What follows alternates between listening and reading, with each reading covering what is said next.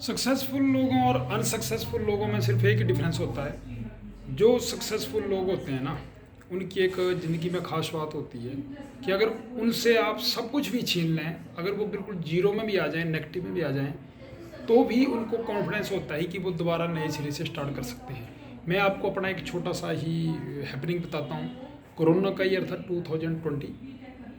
उस टाइम मेरी सिचुएशन ऐसी थी, क्योंकि आपको पता ही है कि जो मकान का काम होता है उसमें काफ़ी स्पेंडिंग होती है, काफ़ी खर्चा होता है। तो मैंने जो भी अपना धन दौलत था वो अपनी मकान के लिए लगा दिया, और मैं जीरो, बैंक बैलेंस जीरो हो गया था। ठीक है। और उसी दौरान भगवान की तरफ से एक और ट्रेजेडी हो गई कि कोरोना आ गया। और कोरोना में क्या हुआ कि हमारा एजुकेशन सिस्टम बिल्कुल बंद हो गया, और जहाँ भी मैं जिस संस्था के साथ जुड़ा हुआ था वहाँ भी मेरा 30 to 40% जो है वो सारा मतलब नहीं मिला। तो आपको पता है कि 10% से फिर बंदा क्या गुजारा कर सकता है। ठीक है। 70% मेरा लेस हो गया तो 30% मिला, तो 30% से गुजारा करना मुश्किल है। फिर मेरे माइंड में दो चीज़ें थी, या तो मैं थका हारा अपने गांव चला जाता वापस, ठीक है, वहाँ दोबारा से कोरोना का इंतज़ार करता, 2 साल का इंतज़ार करता, ठीक है। और हमारे यहाँ पर ऐसी खेती बाड़ी भी नहीं है कि हम नए सिरे से जो है वो खेती बाड़ी में अगर सब कुछ, हमारी जो ज़मीन है वो इतनी ज़्यादा उपजाऊ नहीं है कि हम उसके ऊपर डिपेंड रहे कि अपना फैमिली का जो है वो पालन पोषण कर सकें। जो 2 साल का जो टाइम था वो काफ़ी क्रुशियल था, लेकिन उस दौरान ही मैंने, उसके बीच में ही जब जो गंदा दौर लगा, मैंने एक डिसीजन ले लिया कि अपनी एकेडमी को ओपन करने का। अब आप देख सकते हैं कि बंदा ₹0 से एकेडमी ओपन करता है। अदरवाइज आपको पता है कि इंस्टीट्यूट खोलने के लिए आदमी की जेब में 15 से 20 लाख खर्चा चाहिए। तो इन सारी ऑड सिचुएशन को साइड में करते हुए मैंने डिसीजन लिया। सिर्फ मेरे को एक ट्रस्ट था अपनी एलिजिबिलिटी के ऊपर, अपनी कैपेबिलिटी के ऊपर, कि मैं अच्छा पढ़ा सकता हूँ। और ज़रूर मेरे पास बच्चे आएंगे। मैंने ऑनलाइन शुरू कर दिया, 5-6 महीने मोबाइल से पढ़ाना शुरू कर दिया।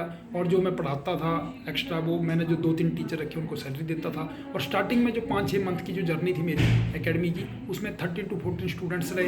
और आफ्टर जब कोरोना ओपन हो गया, तो कोरोना के ओपन होने के बाद जो है वो गवर्नमेंट ने परमिशन दे दी कि आप जो है वो ऑफलाइन जो है वो स्टडी करवा सकते हैं और पढ़ा सकते हैं।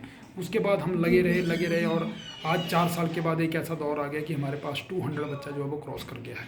और इन 4 सालों में मैं चेक कर रहा था कि 120 के करीब जो बच्चे हैं वो हमारे अलग अलग डिफरेंट एग्ज़ाम्स में जो है वो सिलेक्ट हो गए हैं।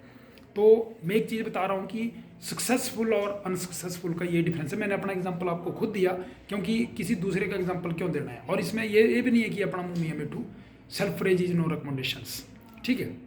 लेकिन मैं यही बताना चाहता हूँ कि आप जो भी काम करो दिल से करो, और कभी भी आपको हार नहीं माननी चाहिए, और उस काम में आप क्वालिटी लाओ।